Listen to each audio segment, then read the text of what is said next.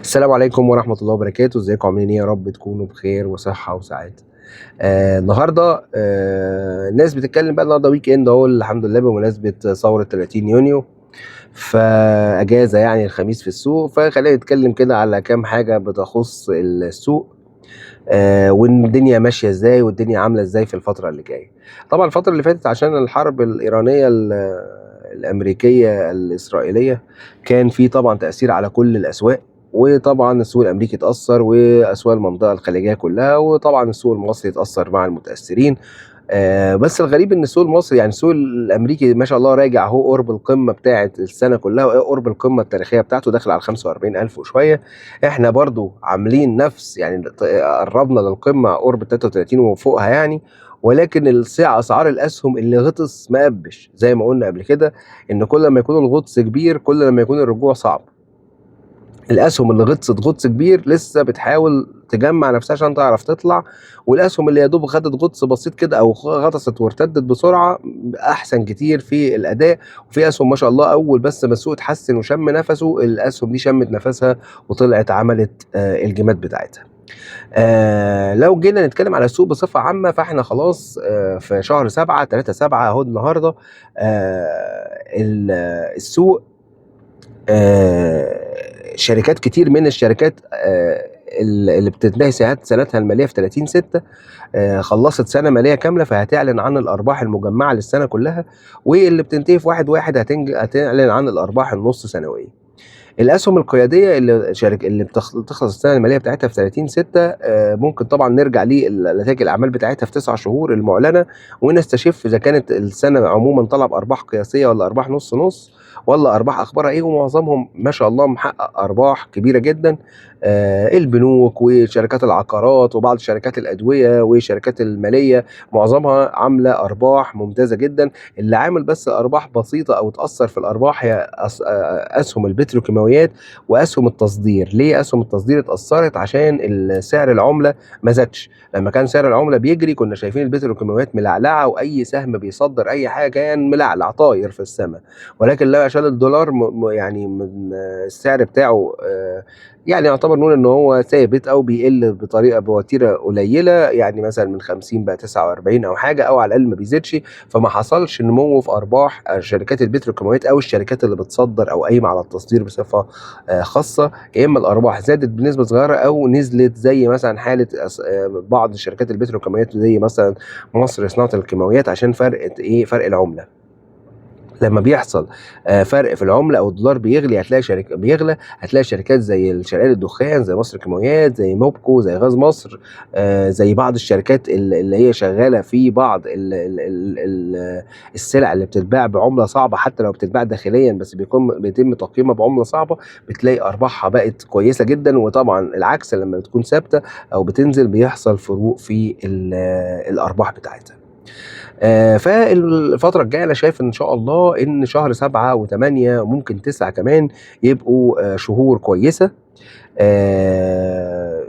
نحقق فيها ارباح ويبقى في رالي لبعض الاسهم اللي بالذات كمان قعدت فتره تجميع كبيره، واللي هيدعم الرالي ده او يدعم ان المؤشر كمان يطلع يعمل قمه تاريخيه او قمه جديده او قمم جديده كمان خلال الفتره اللي جايه، هو دعم من نتائج اعمال الشركات اللي جايه. كمان الحكومه قالت ان هي عايزه تعمل اكثر من طرح، واي نعم احنا بنسمع الكلام ده بقالنا سنتين ثلاثه ومفيش حاجه نزلت غير المصرف المتحد، وطبعا راح مطرح ما راح يعني. في شركه بنيان نازله تقريبا في اول 15 يوم من شهر 7.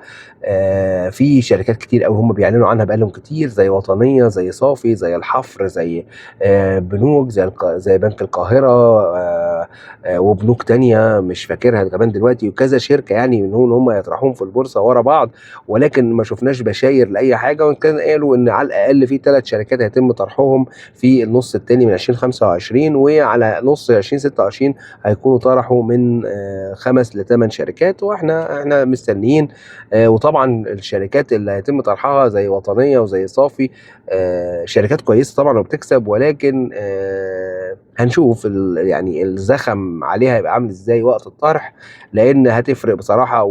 ولازم اول طرح كبير يحصل في البورصه من الاسهم دي او الشركات دي يكون طرح ناجح، عشان لو فشل اول واحد محدش هيعبرك.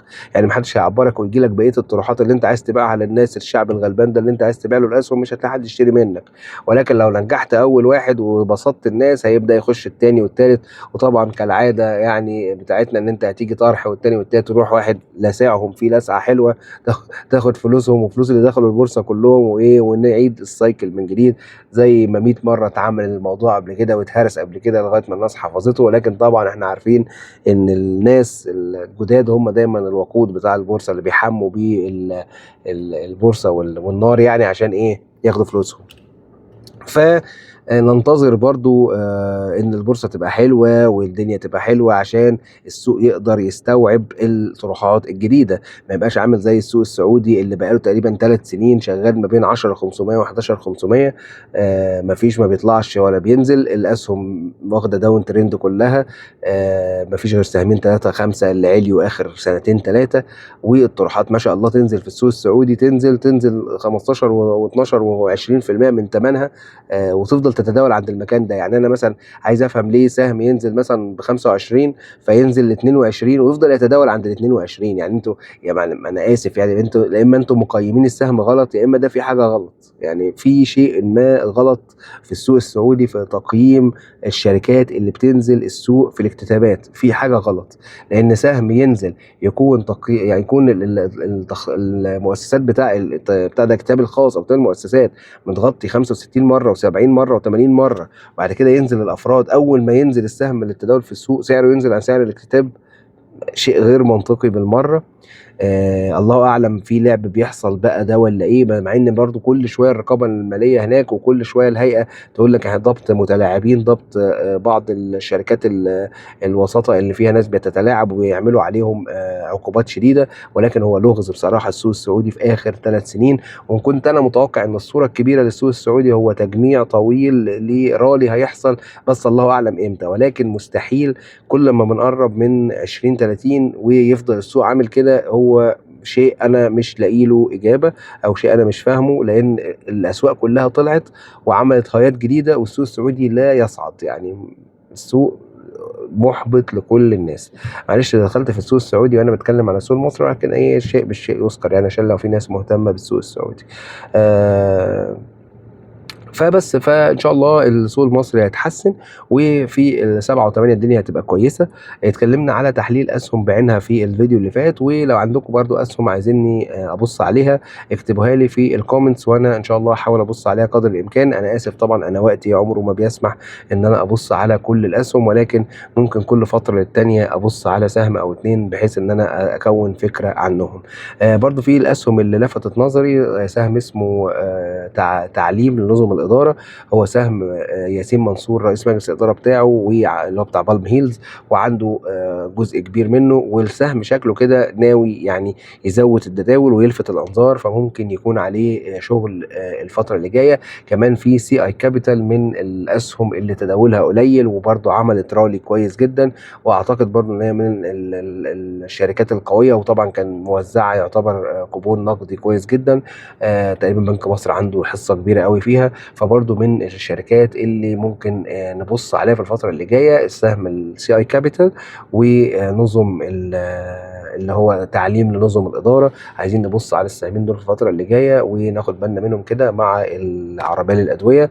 وطبعا حبيب الملايين بريميوم هيلث كير اللي تقريبا في اول اسبوعين بالكتير وهنلاقي الاسهم بتاعته نازله وهنلاقي الناس بتصوت والحق السهم ب 13 و15 وربنا يستر. انا معرفش في ناس ازاي بترشح وبقلب جامد قوي ان هم يخشوا في بريميوم هيلث كير في الوقت دلوقتي. هو سعره حلو ولكن كسهم، ولكن باللي هيحصل سعره مش حلو. ليه؟ لانك ممكن تجيبه ارخص من كده لو الراجل ما طلعش. طب افرض الراجل طلع، طب ده احتمال كام في المية؟ 20% ان هو يطلع يعمل 30 قرش مثلا قبل ما اساسهم تنزل. طب يعني انت تخسر، انت داخل المخاطره 20% مكسب 80% خساره، وفي الاخر تيجي تعيط وتقول ده انا خسرت. طب ليه يا حبيبي؟ ما تقعد بره لغايه ما الاسهم تنزل، وبدل ما تشتريه ب 18 و19 قرش روح اشتريه ب 13 و12 قرش وخليه بقى معاك سنه، هيعمل لك يعني بالميت هيعمل لك 50% ويرجع 18 و19 و20 قرش وفوق 20 قرش كمان، ولكن اللي يصبر. لكن ما تشتريش سهم دلوقتي ب 18 و19 قرش ويروح ينزل بيك